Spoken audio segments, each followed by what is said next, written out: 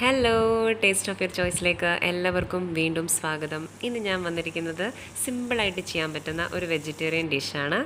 വെണ്ടയ്ക്ക ഉണ്ടെങ്കിൽ നമുക്ക് ചെയ്തെടുക്കാൻ പറ്റുന്ന ഒരു സിമ്പിൾ റെസിപ്പിയാണ് വെണ്ടയ്ക്ക മസാല. അപ്പം വെണ്ടയ്ക്കൊക്കെ ഇഷ്ടമില്ലാത്തവരാണെങ്കിൽ പോലും ഇതേപോലെ ഒന്ന് ട്രൈ ചെയ്ത് നോക്കുക, നിങ്ങൾക്ക് ഷുവറായിട്ടും ഇഷ്ടപ്പെടും. ചപ്പാത്തിലൂടെയും അതുപോലെ ചോറിൻ്റെ കൂടെയൊക്കെ കഴിക്കാൻ പറ്റുന്ന നല്ല സൂപ്പർ ഒരു ഡിഷ് തന്നെയാണ്. നിങ്ങൾ പലർക്കും അറിയാമായിരിക്കും, എങ്കിലും ഇതുവരെ ചെയ്തിട്ടില്ലാത്തവരൊക്കെ ആണെങ്കിൽ ഒന്ന് ട്രൈ ചെയ്ത് നോക്കുക. അപ്പോൾ ഈ റെസിപ്പി എങ്ങനെ റെഡിയാക്കുന്നത് നമുക്കൊന്ന് കണ്ടു നോക്കാം.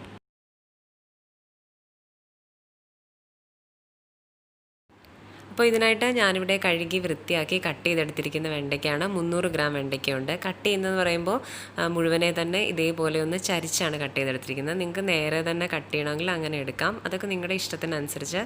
നടുകെ കീറാതെ ഇങ്ങനെ തന്നെ മുഴുവനായിട്ട് തന്നെ കട്ട് ചെയ്യണം. അപ്പം ഇത് നമുക്ക് ആദ്യം തന്നെ ഒന്ന് ഫ്രൈ ചെയ്തെടുക്കണം, ഒന്ന് വഴറ്റിയെടുത്താലും മതി. അപ്പം ഞാൻ അതിനായിട്ടൊരു 2 ടേബിൾ സ്പൂൺ വെളിച്ചെണ്ണയാണ് ഒഴിച്ചു കൊടുക്കുന്നത്. നിങ്ങൾക്ക് കൂടുതൽ എണ്ണ ഒഴിച്ചിട്ട് ഫ്രൈ ചെയ്യണമെങ്കിൽ അങ്ങനെയും ചെയ്യാം കേട്ടോ. അപ്പം ഞാനിവിടെ ഒരു 2 ടേബിൾ സ്പൂൺ എണ്ണയിലൊക്കെ ഇതിട്ടിട്ട് ഒന്ന് വഴറ്റിയെടുക്കുകയാണ് ചെയ്യുന്നത്. നന്നായിട്ടൊന്ന് വാടി വരുന്ന രീതിയിലൊന്ന് വഴറ്റി കൊടുക്കാം.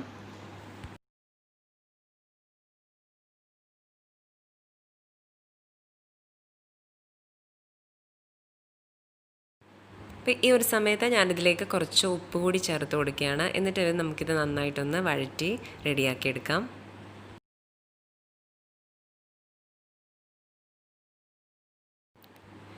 ഇപ്പോൾ ഇത് വഴണ്ട് വന്നിട്ടുണ്ട്. എല്ലാ വെണ്ടയ്ക്കായും അത്യാവശ്യം നന്നായിട്ട് തന്നെ വഴണ്ട് വാടി വന്നിട്ടുണ്ട്. ഇനി ഇത് നമുക്ക് പാത്രത്തിൽ നിന്ന് മാറ്റി കൊടുക്കാം.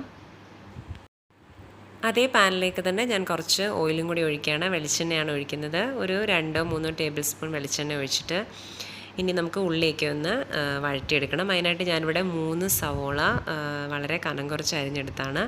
അതിട്ടിട്ട് നമുക്ക് അത്യാവശ്യം നന്നായിട്ടൊന്ന് വഴറ്റിയെടുക്കണം.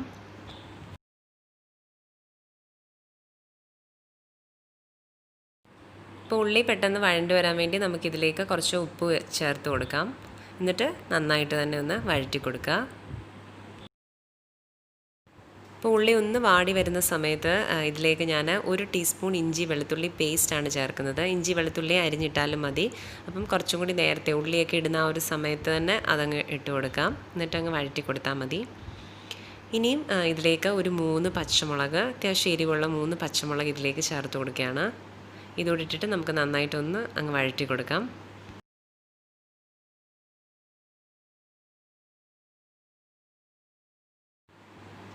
ഇപ്പോൾ ഇതൊന്ന് വഴണ്ടി വന്നിട്ടുണ്ട്. ഉള്ളിയൊക്കെ ഒന്ന് വഴണ്ടി വന്ന സമയത്ത് നമുക്കിതിലേക്ക് പൊടികൾ ചേർത്ത് കൊടുക്കാം. 1 ടീസ്പൂൺ മുളക് പൊടി, 1/4 ടീസ്പൂൺ മഞ്ഞൾപ്പൊടി, 1 ടീസ്പൂൺ മല്ലിപ്പൊടി, 3/4 ടീസ്പൂൺ ഗരം മസാല പൗഡർ. ഇത്രയുമാണ് നമ്മളിതിലേക്ക് ചേർക്കുന്നത്. ഇനി ഇത് മസാലയുടെയൊക്കെ ഒരു പച്ചമണമൊക്കെ ഒന്ന് മാറി വരുന്ന സമയം വരെ നമുക്കിതൊന്ന് വഴറ്റി കൊടുക്കണം. ഈ സമയത്ത് ഉപ്പൊക്കെ വേണമെങ്കിൽ ചേർത്ത് കൊടുക്കാം. അപ്പം നന്നായിട്ടൊന്ന് വഴറ്റി ആ ഒരു മസാലയുടെ പച്ചമണമൊക്കെ മാറി വരുന്നവരെ ഒന്നങ്ങ് വഴറ്റി കൊടുക്കുക. ഇപ്പോൾ മസാലയൊക്കെ ഒന്ന് മൂത്ത് വന്നിട്ടുണ്ട്. ഈ ഒരു സമയത്ത് ഞാനിതിലേക്ക് ഒരു വലിയ തക്കാളി കനം കുറച്ച് അരിഞ്ഞെടുത്താണ്, അതുകൂടി ഇതിലേക്ക് ചേർത്ത് കൊടുക്കുകയാണ്. എന്നിട്ട് നന്നായിട്ട് വഴറ്റിയെടുക്കണം. തക്കാളി ശരിക്കും അതിലേക്ക് ഉടഞ്ഞ് ചേരുന്ന രീതിയിൽ തന്നെ നന്നായിട്ട് വഴറ്റി കൊടുക്കണം.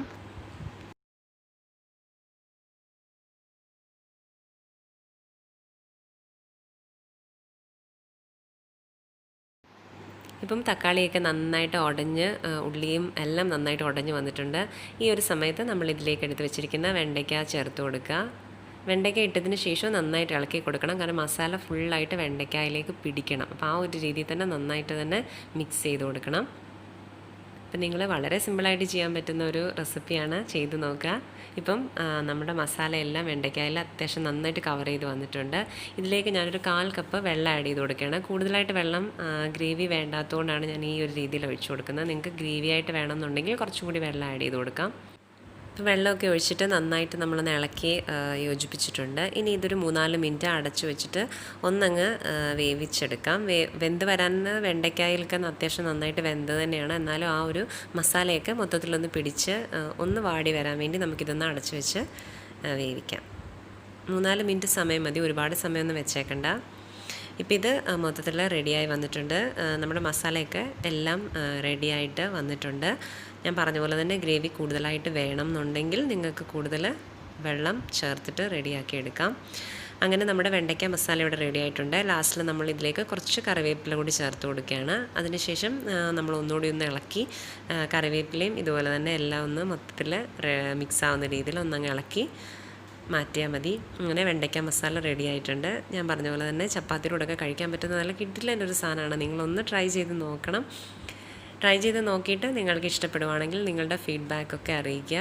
അതുപോലെ തന്നെ നിങ്ങൾക്ക് എൻ്റെ വീഡിയോ ഇഷ്ടപ്പെട്ടിട്ടുണ്ടെങ്കിൽ ലൈക്ക് ചെയ്യാനും മറ്റുള്ളവരിലേക്ക് ഷെയർ ചെയ്ത് കൊടുക്കാനും മറക്കരുത്. അപ്പം പുതിയൊരു വീഡിയോയുമായി അടുത്ത എപ്പിസോഡിൽ കാണുന്നത് വരേക്കും ബായ്.